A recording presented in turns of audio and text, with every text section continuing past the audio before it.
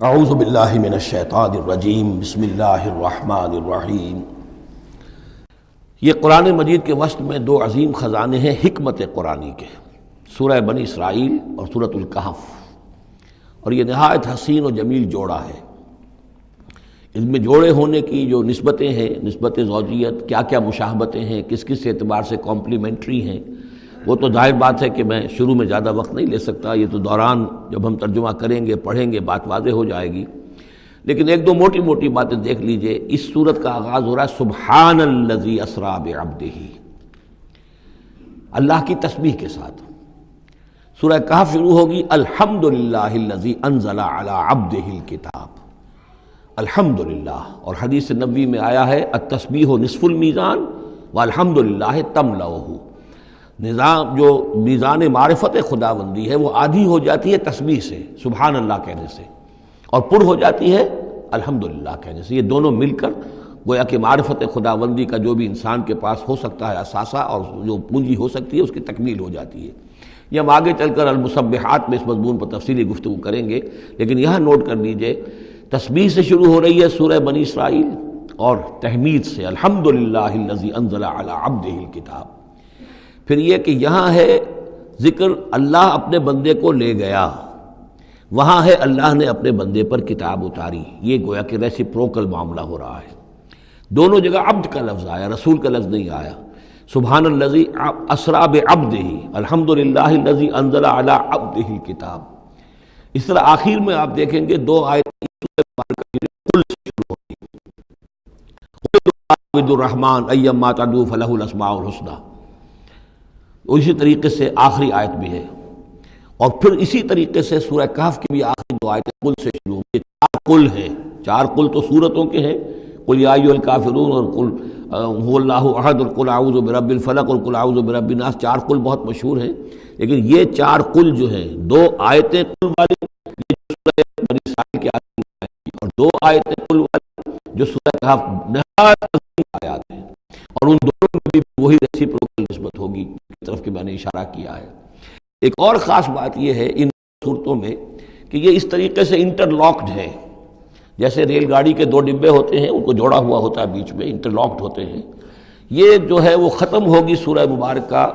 کبر ہو تکبیرا، قل الحمدللہ الذی لم یتخذ ولدا، کہو کہ قل حمد، کل تعریف اللہ کے لیے ہے جس نے کسی کو اپنا بیٹا نہیں بنایا۔ یہ آخری آیت ہے، اور اس حکم پر گویا کہ تعمیل کرتے ہوئے اگلی صورت نازل ہو رہی ہے الحمدللہ الذی انزل علی عبدہ الکتاب ولم یجعل لہ عوجا۔ اس طریقے سے یہ دونوں جوڑے جو ہیں باہم انٹرلاکڈ بھی ہیں۔ یہ سورہ بنی اسرائیل جو ہے اس کا پہلا رکوع اس اعتبار سے بہت اہم ہے، بہت عظیم ہے کہ اس میں بنی اسرائیل کی تاریخ کے چار ادوار کا تذکرہ ہے جو کہ حضور صلی اللہ علیہ وسلم کی بعثت تک گزر چکے تھے۔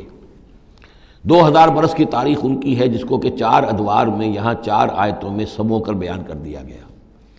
اس کا ہمارے لیے فائدہ کیا ہے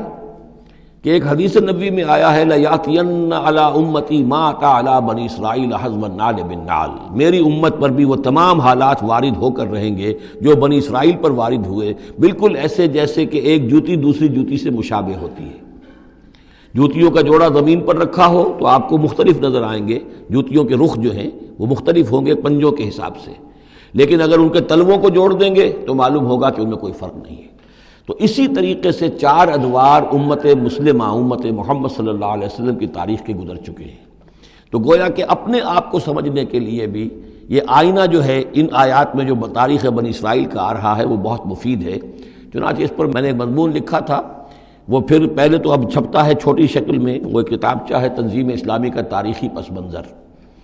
اور اس کے بعد ایک بڑی کتاب بھی اب آ چکی ہے سابقہ اور موجودہ مسلمان امتوں کا ماضی، حال اور مستقبل، اردو میں وہ کتاب بھی موجود ہے جو اس موضوع پر ہے۔ لیکن اس ضمن میں جو کچھ مجھ پر کھلا ہے وہ در حقیقت ان آیات کے حوالے سے اور اس حدیث کی کنجی سے، وہ حدیث جو ہے گویا کہ وہ ایک کنجی کی حیثیت رکھتی تھی جس سے کہ میں نے ان آیات میں جو خزانہ مضمر ہے علم کا اور معرفت کا اور معلومات کا، اس کو میں نے کھولا ہے اللہ کے فضل و کرم سے۔ اب جو ہے انگریزی میں بھی یہ کتابچہ جو ہے چھوٹا بھی موجود ہے، rise and fall of the Muslim ummah, اور دوسری طرف انگریزی میں اب دوسری کتاب کی بھی ترجمانی آ گئی ہے لیسنز فرام ہسٹری، اور وہ سب کے سب جیسا کہ میں نے عرض کیا یہاں سے ماخوذ ہیں۔ سبحان الذی اسریٰ بعبدہ لیلا من المسجد الحرام الی المسجد الاقصی، پاک ہے وہ ذات کہ جو لے گئی راتوں رات اپنے بندے کو صلی اللہ علیہ وسلم مسجد الحرام سے، یعنی مکہ مکرمہ خانہ کعبہ کے پاس سے، الی المسجد الاقصی، دور کی مسجد کی طرف، یعنی یروشلم، بیت مسجد اقصی جو کہ قبلہ رہا ہے بنی اسرائیل کا، الذی بارکنا حولہ، جس کے ماحول کو ہم نے بابرکت بنایا ہے۔ یہ بابرکت اس اعتبار سے بھی ہے کہ بہت ہی یعنی دنیاوی اعتبار سے بھی بہت زرخیز علاقہ ہے، بہت اچھی آب و ہوا ہے، اور اس اعتبار سے بھی کہ یہاں سینکڑوں نبی آئے ہیں، خود حضرت ابراہیم کا مدفن بھی وہیں ہے، حضرت ابراہیم کا مسکن وہ رہا ہے، بہت سے انبیاء وہاں رہے ہیں، اور یہ جو مرکز رہا ہے یروشلم کا، ہیکل سلیمانی، یہ نہ معلوم کتنے نیک لوگ جو ہے یہاں رہے ہیں اور یہاں پر عبادتیں ہوتی رہی ہیں، تو وہ پورا ماحول جو ہے روحانی اعتبار سے بھی مادی اعتبار سے بھی بڑا بابرکت ہے۔ یہ اشارہ ہو رہا ہے معراج کے سفر کی طرف، جس کے دو حصے ہیں، ایک حصہ زمینی اور حصہ پھر آسمان کی طرف۔ زمینی حصہ یہ ہے کہ مسجد حرام سے اور مسجد اقصی یروشلم تک حضور کو لے جایا گیا، اور اس کے بعد پھر وہاں سے جو ہے اسینٹ، جو اوپر اٹھنا جو ہے آسمانوں کی طرف کا سفر جو ہے وہ شروع ہوا ہے۔ قرآن مجید میں یہاں صرف اس پہلے حصے کا ذکر کیا ہے، اور اس کا خاص سبب کیا ہے؟